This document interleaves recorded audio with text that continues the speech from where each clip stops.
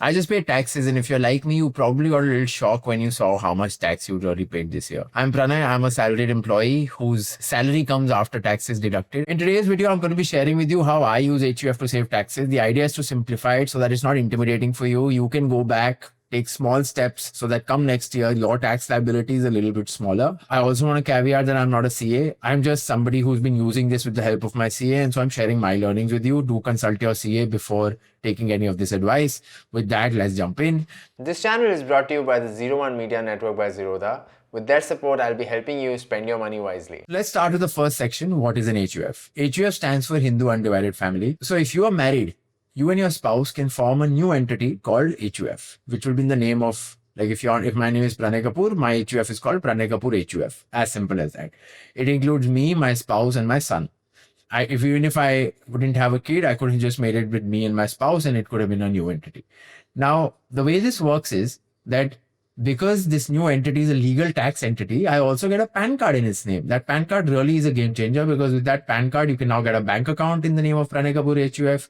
You can get a Demat account in the name of Pranay Kapoor HUF. You can get a loan in the name of Pranay Kapoor HUF, and so on and so forth. Now, Pranay Kapoor and his wife fall under the highest tax bracket. But this HUF actually does not have to give any tax up to 12 lakh rupees. So how do we transfer and shift some of the tax burden from myself and my spouse onto the HUF to save tax?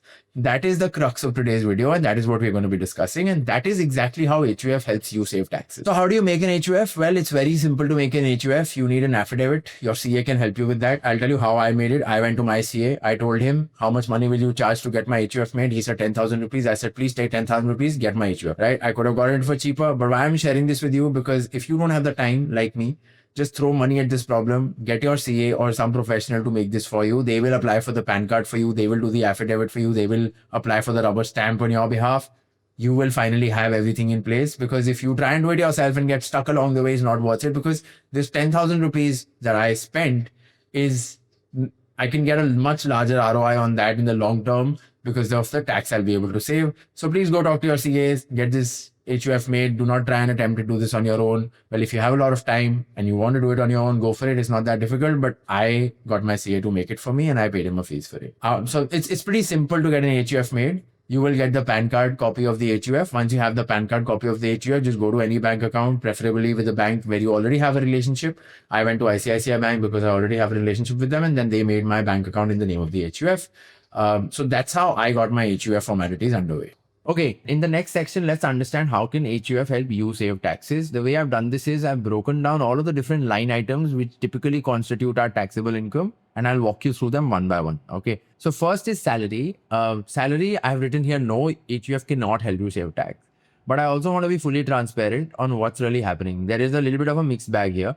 On the one hand, you have this section 64(2) with the Income Tax Act, which says that the income of the members of the HUF will be clubbed with that of the HUF, and therefore you do not save tax, right? But on the other hand, there is also a gift clause which says that HUF can accept gifts from its members up to a monthly limit, up to an annual limit, with a proper gift deed and documentation.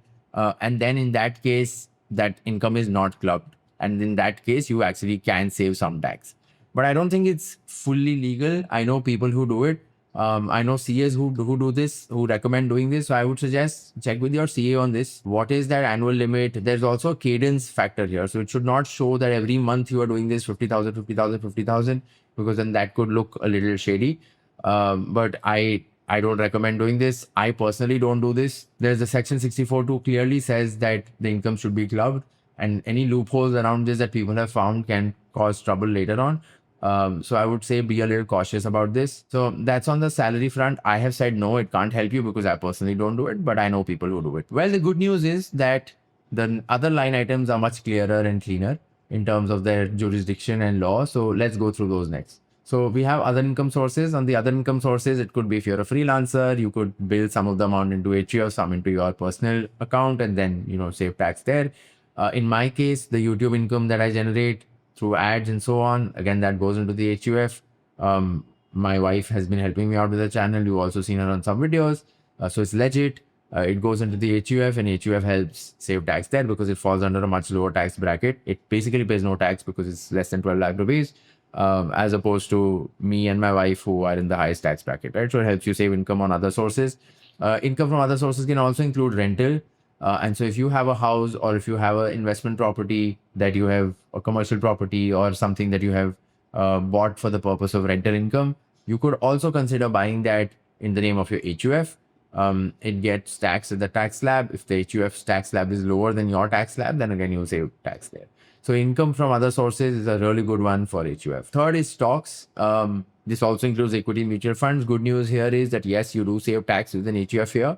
This is particularly relevant for long-term capital gain tax, not so much for short-term capital gain tax because that comes under a special rate of interest. But for long-term capital gain tax, there is an exemption of 1.25 lakh rupees, which is applicable to the HUF as well.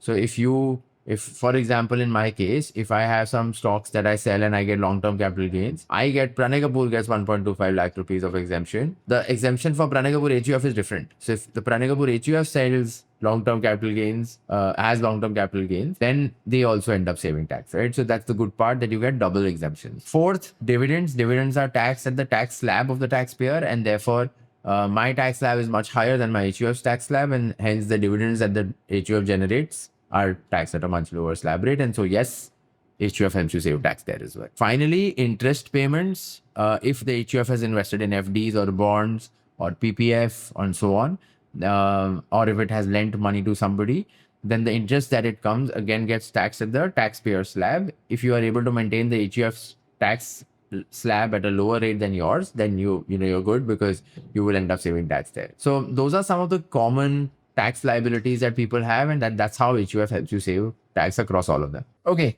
so next let's talk about how am I using my HUF to save tax. I'm going to break this into two parts. First, income, second, investments. Okay, let's start with the income. Now, I think the biggest income that I'm channeling into my HUF is my YouTube ad revenue. Now, my wife is also involved as a part of the channel. She helps me. She's also been on some videos. She helps me with ideation. Sometimes she helps me with even shooting and so on, right? And so whatever ad revenue I'm getting from YouTube, I don't bring it in my account because then that gets taxed at 30%. Instead, I send it to my HUF's account. That is what I have linked with my AdSense, and it goes to Pranay Kapoor HUF and not to Pranay Kapoor. Pranay Kapoor HUF is in the lowest tax bracket, and therefore I save direct tax there. That's point number one. The second way that I save on income is through family gifts. I have a son and he has Nana Nani, Dada Dadi, and they love to shower him with gifts, sometimes monetary. So our instructions to them is that whenever you want to give him money, do not give it to us, just put it in the HUF account. And so they put it in the HUF account and then it goes there. And again, because the HUF's account is less than 12 lakh rupees annually, it basically falls under zero tax. And that's the second source of income for the HUF. So in the previous section, I had mentioned how there are certain restrictions when it comes to gifting yourself to the HUF, like there are monthly caps and annual caps and so on. But the good news is if it's friends and family who is gifting, who are not a part of the immediate HUF. So in my case, Nana Nani, Dada Dadi are not a part of the HUF and therefore they can gift. And then there is no cap there. The only thing there is that if the amount is very high and it ends up being taxable, then the HUF has to pay tax on it, which is still okay because it's helping build the capital of the HUF. It's at a lower tax slab than what I would have to pay. And so I think it's okay.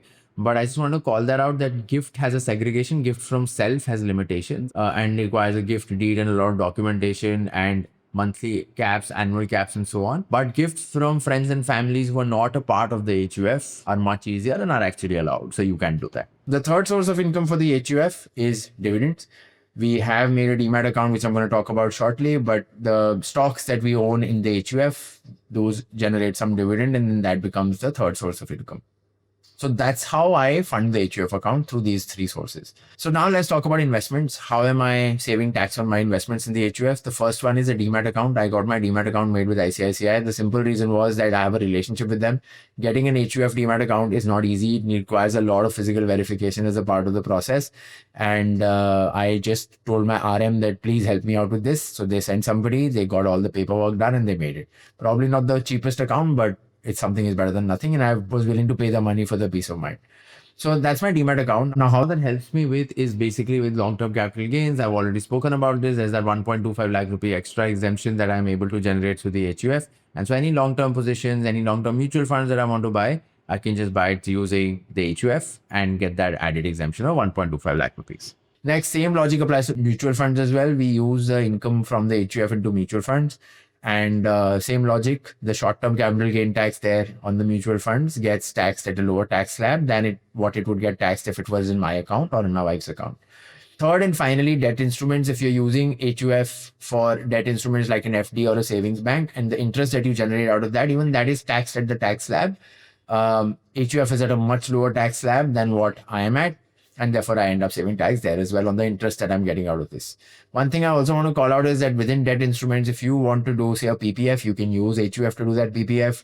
The other thing is, if you want to invest in corporate bonds through any of these new age platforms, I know Wind Wealth right now doesn't allow for corporate bonds through an HUF, but hopefully that changes in the future. And you should be able to invest in corporate bonds also if that's something you fancy. One more investment that I want to call out here is life insurance. So HUF can actually buy life insurance for its members. I am in the market for a new life insurance and I will use my HUF to buy that life insurance. This gives me another benefit, which is the Section 80C 1.5 lakh rupee limit. Right now, I don't need it, but in the future years, as my income grows on the HUF, I can actually use that 1.5 lakh rupees in the old tax regime and use that as a deduction as well. So that's how I'm going to also be buying life insurance in the name of the HUF and thought I'll mention that. Before I let you go, there are 5 important things I want you to note about HUF. The first one is that you should not show commissions as income. Even if you're a freelancer, say, for example, you're a broker, the government doesn't recognize HUF to be someone who can do commission-based work like a broker. And so the jurisdiction around that is a little dodgy. And so I would say do not put commission income into the HUF. That's one thing you should note. The second thing is making a Demat account is extremely painful. I have already alluded to this in the previous section.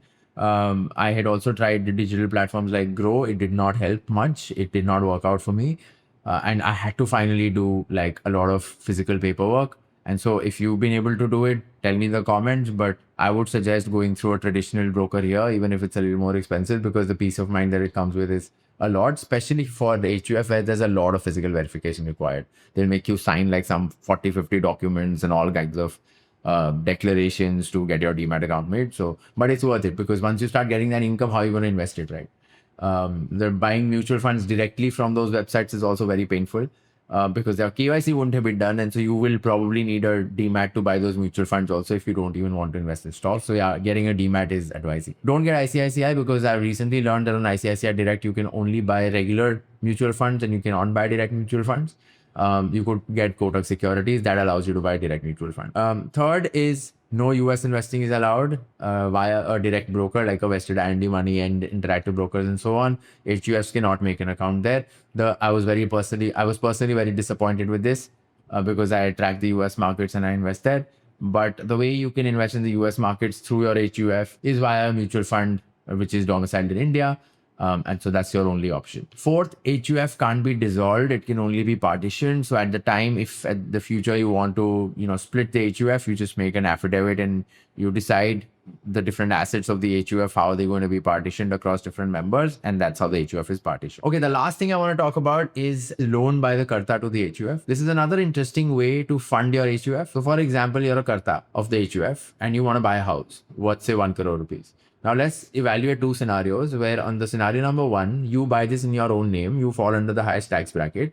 This house is going to generate a rental income of say 4 lakh rupees per annum. Cap rate I've taken is 4%. Now 4 lakh rupees per annum, you have to pay 30% tax on that. So you pay 1.2 lakh rupees tax. So that's your tax liability. But in the case of, now let's take another case where what you're doing is you're lending this money to the HUF and then buying the house in the HUF's name. What happens then? If you're giving 1 crore rupees to the HUF, you charge a nominal rate of interest on that loan, say 2%, 3%, whatever. Let's assume 3%. You can decide, by the way, what rate of interest you're charging, right? So you charge 3% on that loan. You get 3 lakh rupees interest from the HUF per annum. You pay 30% tax on that. So you pay 90,000 rupees tax on that. Your tax liability, that's the only tax you're paying, 90,000. You still save 30,000 rupees in tax in this example. You can actually lower the rate of interest further and save more tax. Because the HUF income is less than 12 lakh rupees. In this case, HUF doesn't need to pay tax on the rent, right? So I think that brings us to the end of today's video. Hope you found that useful. Do share it with your friends and family, especially with your members who you want to be as a part of this HUF, and hope you are able to save some taxes going into next year with the new information that you have. Thank you and see you all in the next one.